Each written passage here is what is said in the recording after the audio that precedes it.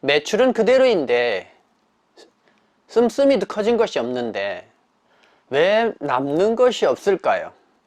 혹시 여러분도 이것에 대해서 고민하고 계십니까?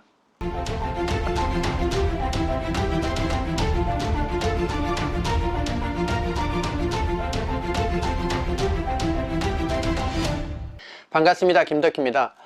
이상하게 매출도 그대로고 내가 씀씀이도 많지 않고 그대로 샵에서 정말 열심히 하는데 교수님 남는 게 없어요. 저는 그냥 밥만 먹고 사는 것 같아요. 어느 날 교수님이 노력하지 않으면 하는 일을 똑같이 하면 밥 3끼 먹는 디자이너로 머물 수뿐이 없다라는 말이 이제 실감이 됩니다 라는 문자가 와서 오늘 방송을 준비하게 됐습니다. 그래서 우리는 그냥 넘길 수 있지만 이런 현상들이 왜 생겼느냐라는 거예요. 즉 미용실에 왜 수익률이 정체되어 있는가 라는 부분인데, 결론을 먼저 이야기하면 과도한 공급입니다.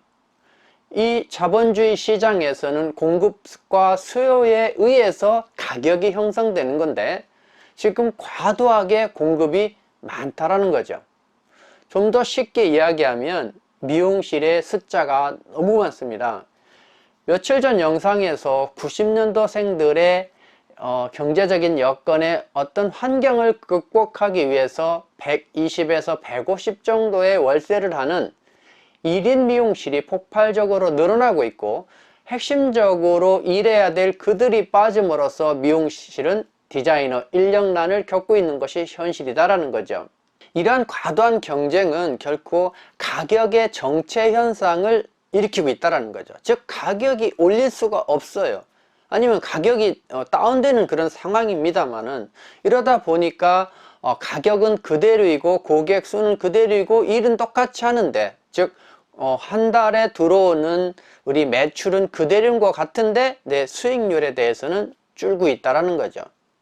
이것은 여러분이 나도 모르는 사이에 실질적인 소득의 감소입니다. 그것은 물가의 상승이에요.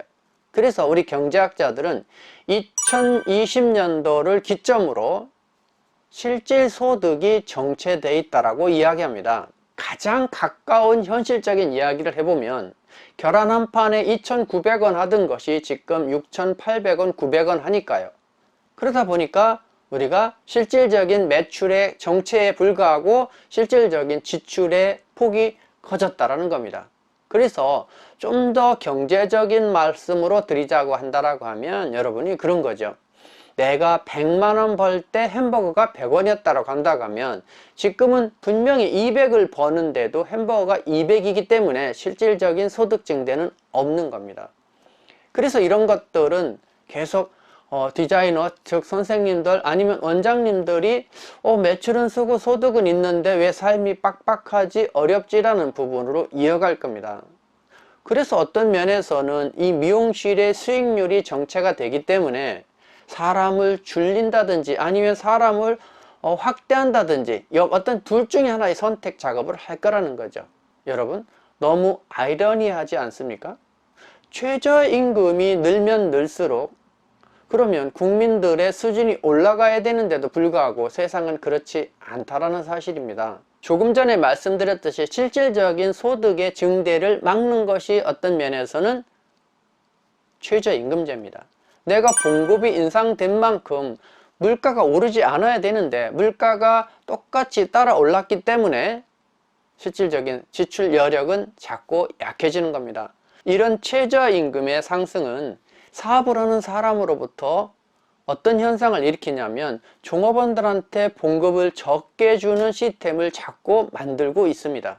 그것이 뭔가요? 그것이 여러분 비대면으로 포스를 통해서 셀프 결제하고 식당에 가면 셀프 코너가 자기의 취향에 맞춘다는 그런 견지로 자꾸 늘어나는 것은 결코 종업원의 숫자를 줄여서 종업원에 대한 전체의 지출을 줄이면서 하는 사업구조로 바뀌고 있다는 거죠. 여러분 너무 재밌지 않습니까?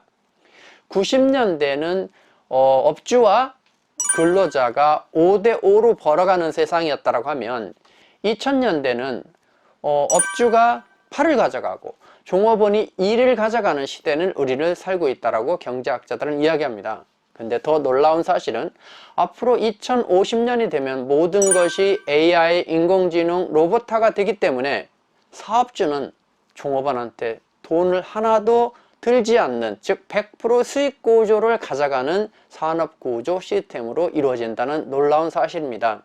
저도 이 영상을 보고 깜짝 놀라고 야, 무섭다라는 거죠. 세상은 이렇게 변하게 돼 있습니다.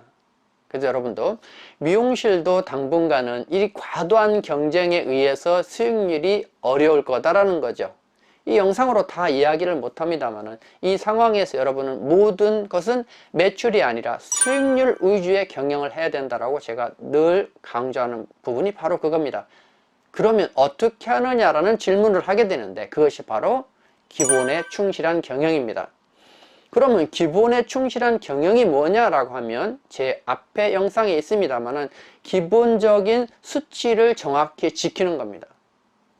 여기에서 1, 2% 낭비하지 않고 지키는 거예요. 그것이 뭐예요? 임대료, 인건비, 원가 이런 것들을 원칙대로 지키면서 기본에 충실하면서 경영하는 것이 지금의 어떤 작금의 위기 상황에서 우리가 극복하는 방법이다라는 거죠.